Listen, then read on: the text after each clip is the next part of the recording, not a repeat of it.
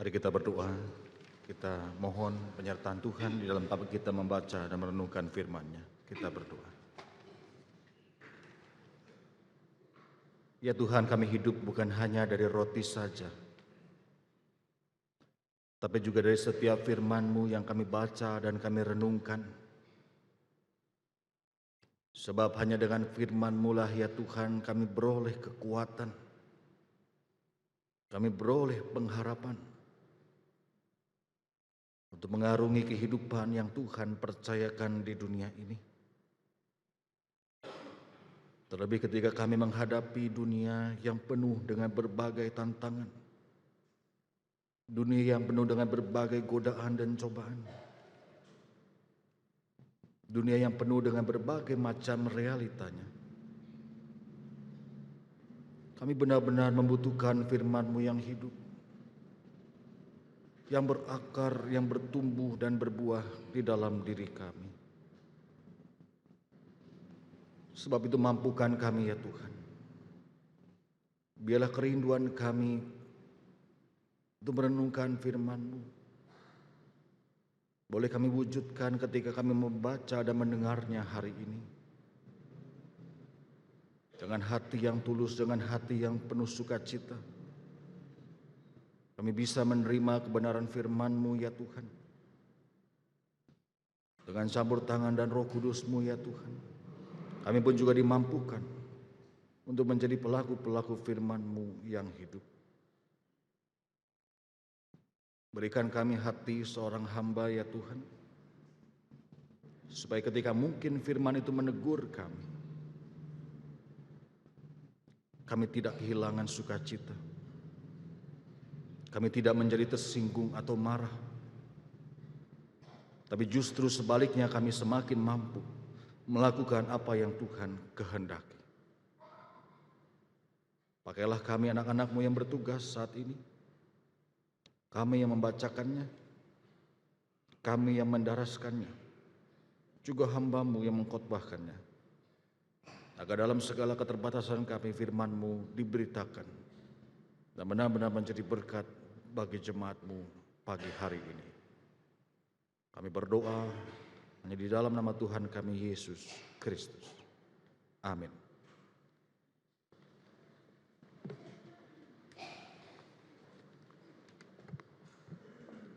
Bacaan Alkitab pertama diambil dari Yeremia 1 ayat 4 sampai 10. Yeremia 1 ayat 4 sampai 10. Yeremia dipanggil dan diutus. Firman Tuhan datang kepadaku, bunyinya, sebelum aku membentuk engkau dalam rahim ibumu, aku telah mengenal engkau. Dan sebelum engkau keluar dari kandungan, aku telah menguduskan engkau. Aku telah menetapkan engkau menjadi nabi bagi bangsa-bangsa. Maka aku menjawab, "Ah Tuhan Allah, sesungguhnya aku tidak pandai berbicara, sebab aku ini masih muda." Tetapi Tuhan berfirman kepadaku, "Janganlah katakan, aku ini masih muda. Tetapi kepada siapapun engkau kuutus, haruslah engkau pergi. Dan apapun yang kuperintahkan kepadamu, haruslah kau sampaikan. Janganlah takut kepada mereka, sebab aku menyertai engkau untuk melepaskan engkau." Demikianlah firman Tuhan. Lalu Tuhan mengulurkan tangannya dan menjamah mulutku. Tuhan berfirman kepadaku, "Sesungguhnya aku menaruh perkataan-perkataanku ke dalam mulutmu. Ketahuilah, pada hari ini aku mengangkat engkau atas bangsa-bangsa dan atas kerajaan-kerajaan, untuk mencabut dan merobohkan, untuk membinasakan dan meruntuhkan, untuk membangun dan menanam." Demikianlah sabda Tuhan.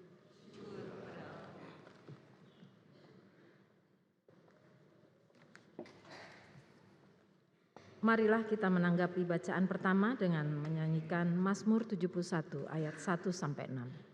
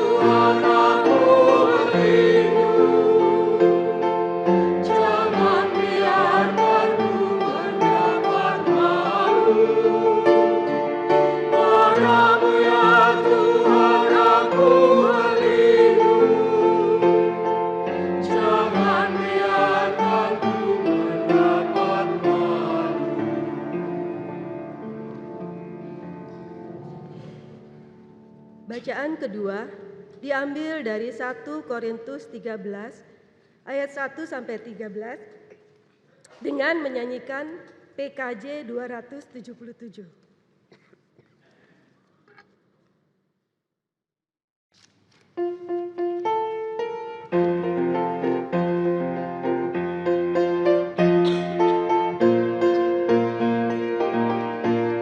Sekalipun diriku dapat berkata-kata dengan semua bahasa,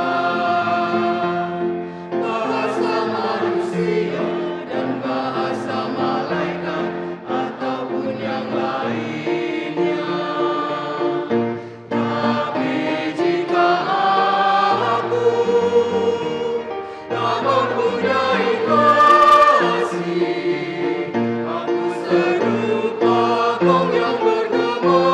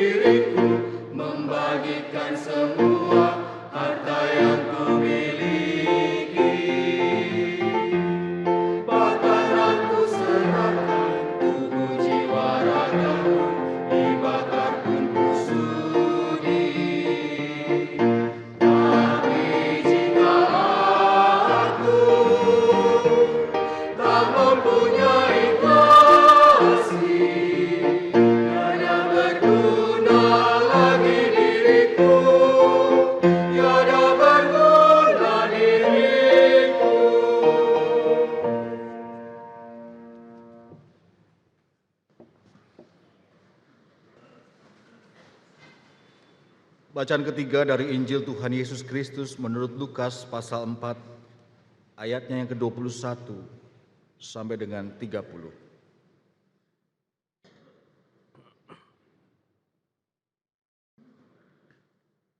Lalu ia memulai mengajar mereka, katanya, "Pada hari ini genaplah nas ini sewaktu kamu mendengarnya." Dan semua orang itu membenarkan dia, dan mereka heran akan kata-kata yang indah yang diucapkannya. Lalu kata mereka, "Bukankah ia ini anak Yusuf?" Maka berkatalah ia kepada mereka, "Tentu kamu akan mengatakan pepatah ini kepadaku, 'Hai tabib, sembuhkanlah dirimu sendiri.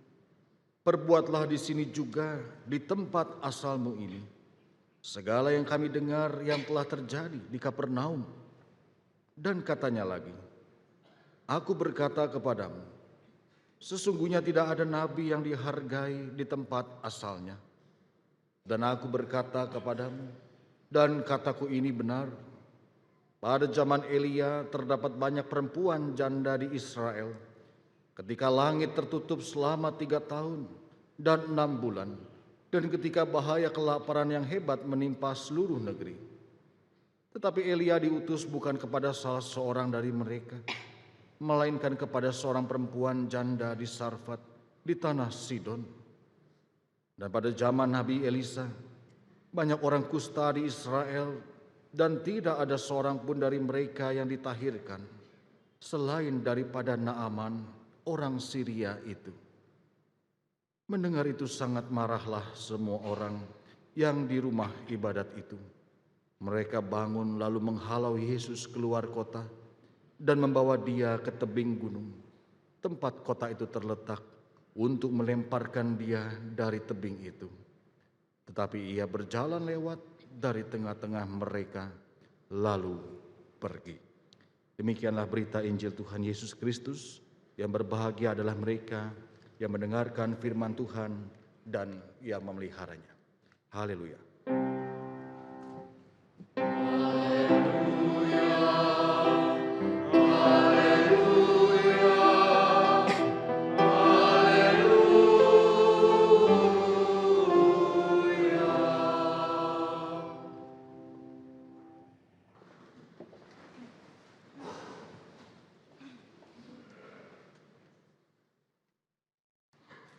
Saudara yang dikasihi oleh Tuhan,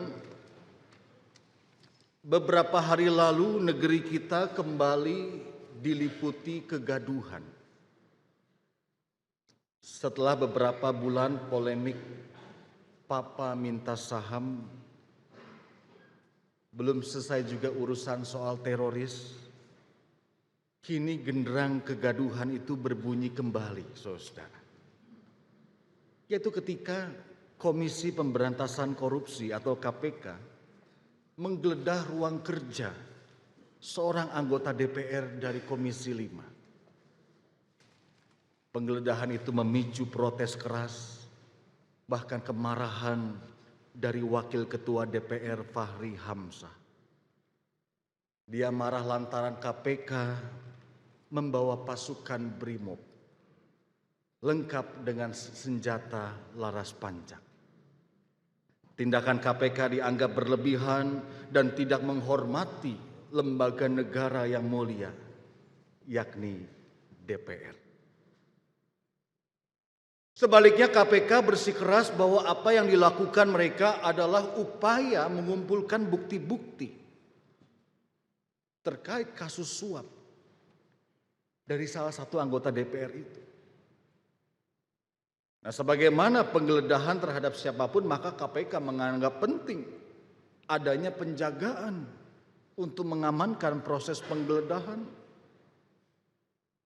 Karena KPK mengacu pada Undang-Undang Nomor 8 Tahun 81 Pasal 127 yang mengatakan untuk keamanan dan ketertiban penggeledahan rumah, penyidik dapat mengadakan penjagaan atau penutupan.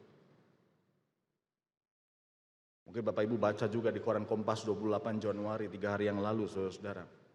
Banyak pakar hukum Salah satunya Seno Aji menyayangkan sikap pimpinan DPR yang dinilainya esprit de corps, setia kawan tapi berlebihan.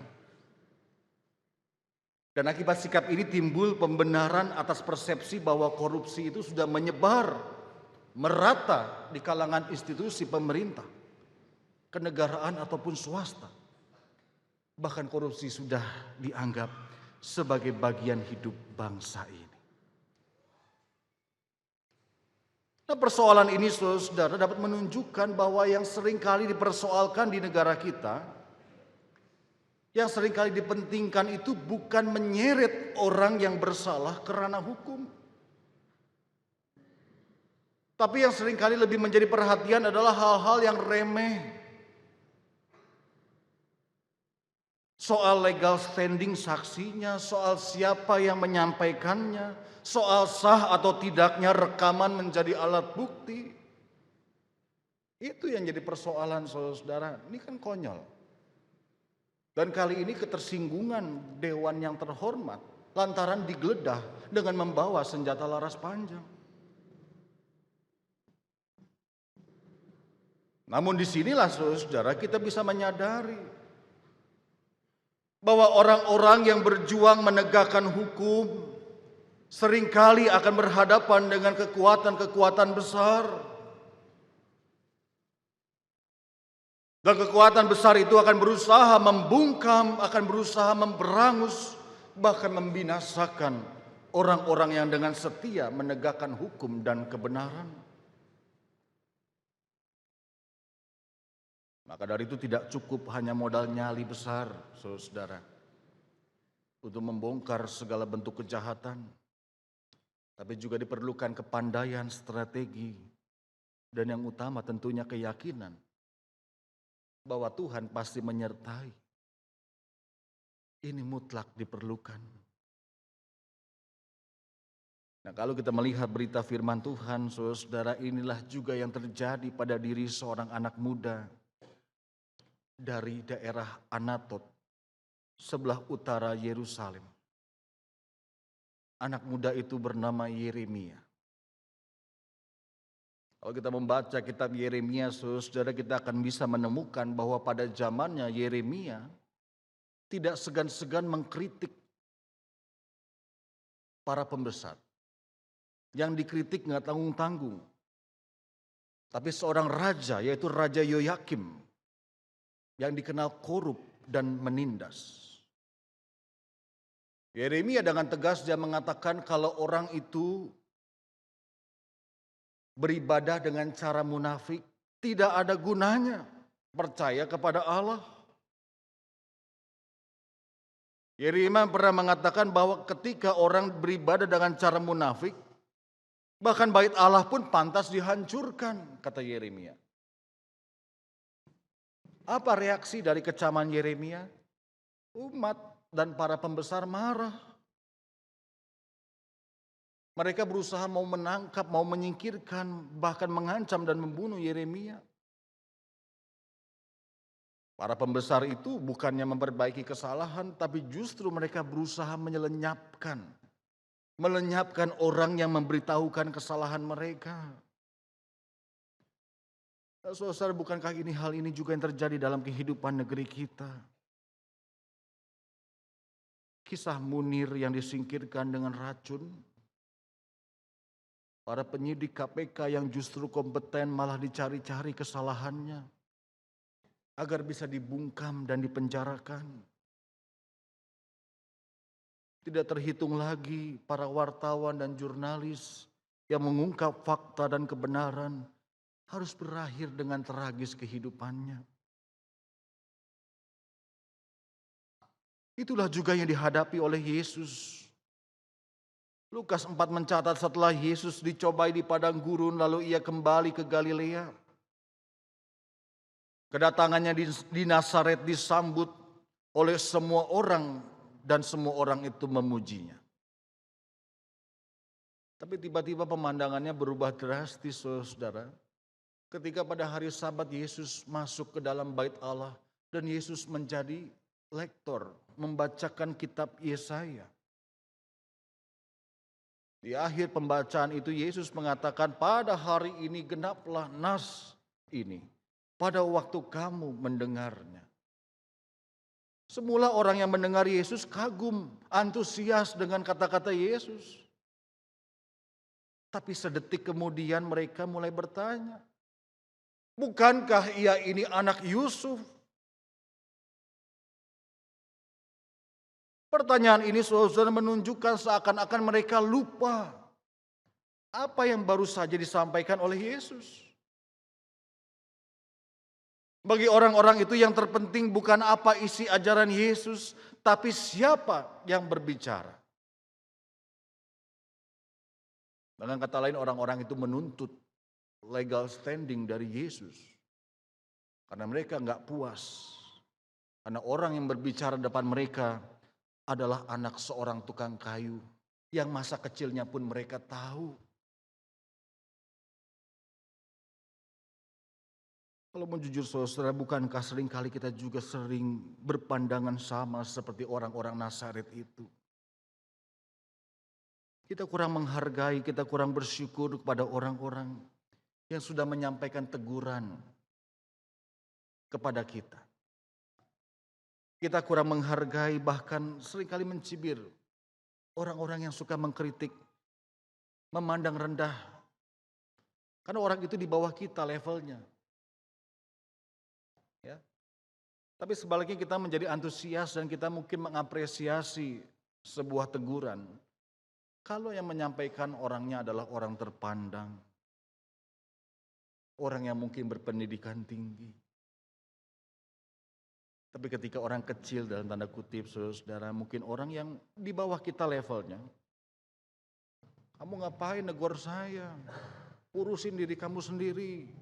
Ya, ketika kesalahan kita dikritik, kita lebih galak, saudara. Sama seperti orang-orang Nazaret, dia kan anak tukang kayu. Ngapain mengkhotbahkan kami? Itu sebabnya saudara, kita diajak untuk belajar pagi hari ini. Dari dua tokoh Alkitab yang kita baca pada saat ini. Yaitu Yeremia dan Yesus. Peristiwa yang dialami Yeremia tentu membuat Yeremia takut. Tapi Yeremia tidak pernah melarikan diri dari tugasnya untuk berkarya. Kenapa Yeremia tidak melarikan diri meskipun dia diancam dan dikejar-kejar? Karena Yeremia memahami betul bahwa Tuhanlah yang telah membentuknya sejak dari rahim ibunya. Tuhan sendirilah yang telah menetapkan dirinya menjadi utusan Tuhan. Tuhan sendirilah yang telah menaruh firman-Nya pada mulut Yeremia. Dan Tuhan berjanji akan selalu menyertai Yeremia. Dan seperti halnya Yeremia, begitu juga Yesus. Walaupun Yesus mau dihakimi dan akan dijerumuskan dari tebing yang tinggi. Tapi Yesus tidak menyerah. Yesus tidak trauma dan kemudian meninggalkan misinya.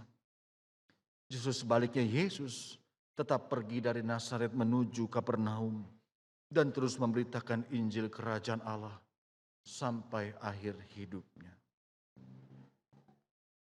Demikian juga dengan kita saat ini saudara.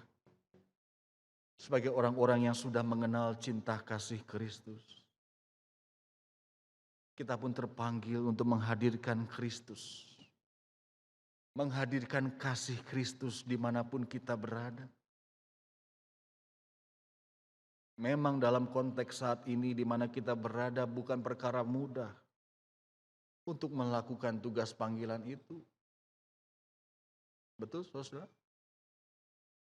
Apakah mudah menghadirkan Kristus dan menghadirkan kasih? Tidak mudah. Orang yang jalannya benar justru diketawain sekarang. Orang yang jujur malah dicemooh. Orang yang melakukan kebaikan malah aneh sekarang, saudara. Kemunafikan ada di mana-mana. Banyak terjadi sandiwara dan pencitraan. Tak terkecuali juga di dalam gereja. Kalau Natal ada sandiwara, bulan lalu ya. Nanti pasca mungkin ada juga sandiwara, tapi ya semua juga bersandiwara. Bukan hanya pemain drama yang bersandiwara, kita semua juga sering bersandiwara. Menggunakan kemunafikan dan topeng untuk menutupi keburukan kita. Hedonisme dan keserakahan semakin terjadi di mana-mana, kejahatan semakin merebak di mana-mana. Sungguh sebuah situasi yang tidak mudah untuk kita menghadirkan Kristus dan kasih-Nya. Saya teringat saudara, ada sebuah buku karangan Michael Hart. Mungkin ada yang baca juga saudara. Buku ini berjudul The 100 ya, atau 100. Di situ dituliskan tentang 100 orang yang paling berpengaruh di dunia. Sesuai dengan rankingnya atau urutan nomornya, saudara. Yang menarik di buku itu, saudara, di urutan 3 besar, peringkat pertama siapa? Ada yang baca buku ya? Peringkat pertama? Muhammad. Dan yang kedua, Isaac Newton. Dan urutan ketiga adalah Yesus. Ya. Ketika lihat ini saudara, saya juga bingung kenapa Yesus nomor 3. Ya, apakah karena si Michael Hart ini adalah seorang Yahudi, si penulis buku? Ya. Bukankah jumlah pengikut Yesus paling banyak di dunia? Kenapa Yesus di urutan 3? Tapi setelah dibaca lebih jauh saudara, ternyata sang penulis menilai urutan 1 sampai 3 bukan dari jumlah pengikut mana yang paling banyak. Ya. Tapi dia menilai dari pengikut mana yang paling taat menjalankan perintah dari sang idola.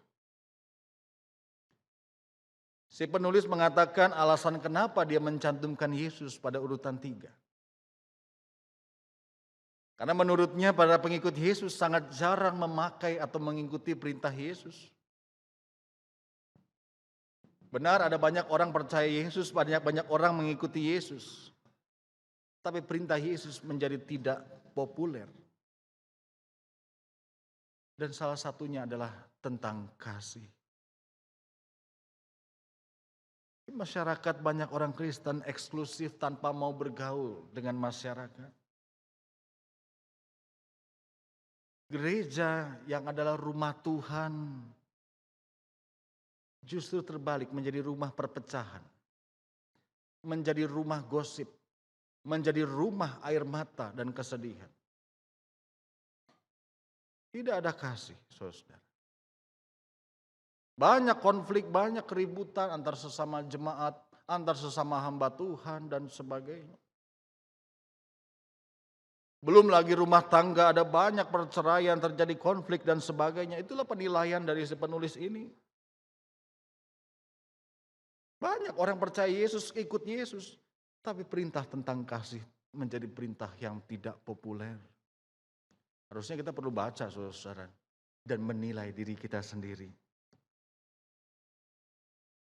Maka dari itu saudara, menghadirkan Kristus dan kasih-Nya tidak cukup dengan omdo. Ya, apa omdo? Omong doang. Nggak cukup dengan omongan saja. Menghadirkan Kristus dan kasih-Nya tidak cukup juga dengan sekedar membeberkan kisah-kisah kesaksian yang luar biasa. Tidak cukup hanya dengan sekedar memberikan doktrin-doktrin pengajaran. Bukan hanya teori, saudara. Menghadirkan Kristus artinya kita membuat Kristus bisa dikenali. Membuat Kristus bisa disapa oleh siapapun. Itu menghadirkan Kristus. Sebabnya menghadirkan Kristus tanpa kasih, omong kosong, palsu. Seperti kata Paulus, seperti lagu tadi kita nyanyikan dalam Korintus. Sekalipun dia bisa ini itu, dia bisa melakukan banyak hal, tapi tanpa kasih. Ibarat apa? Gong yang berkumandang. dan canang yang bergemerincing. Ya, dengar suara gong, gimana suaranya gong? Kayak apa suara gong, Bapak Ibu pernah dengar? Pernah ya? Gong begitu ya. Nggak ada nadanya, mungkin nadanya satu nada begitu ya, panjang terus hilang, saudara. Seperti itu diumpamakan Paulus. Menghadirkan kasih tidak hanya dengan omongan. Dan ketika orang tidak mempunyai kasih, saudara, dia pandai ini itu, dia luar biasa. Dia seperti gong yang berbunyi. Dan disinilah saudara peran kita, peran Anda dan saya, kita semua saudara. Peran kita membuat cinta kasih Yesus bisa hidup kembali dan dirasakan oleh siapapun. Tidak ada cara lain kecuali kita memperagakannya, mempraktekkannya. Bagi banyak orang mungkin kasih itulah hanya emosional belaka, saudara. Tapi bagi pengikut Yesus tidak. Kasih tidak hanya sekedar perasaan emosional, melainkan kepada sebuah tindakan yang nyata. Mengasihi dalam kata Yunani agapau. Agapau berarti menghendaki sesuatu yang baik bagi orang lain. Ya. Menghendaki sesuatu yang baik bagi orang lain. Karena itu ketika kita memiliki kasih, maka artinya kita selalu menghendaki yang baik yang terjadi pada diri orang lain. Tanpa mau kita mengambil keuntungan bagi diri kita sendiri dan memperlihatkan keinginan itu dengan sebuah tindakan yang nyata. Mari saudara, jangan kita tunda-tunda. Dimanapun kita berada. Ketika kita keluar dari gereja ini nanti siang, kita melanjutkan kehidupan kita sehari-hari. Mari kita menghadirkan Kristus, menghadirkan kasih-Nya bersama-sama di dalam hidup kita.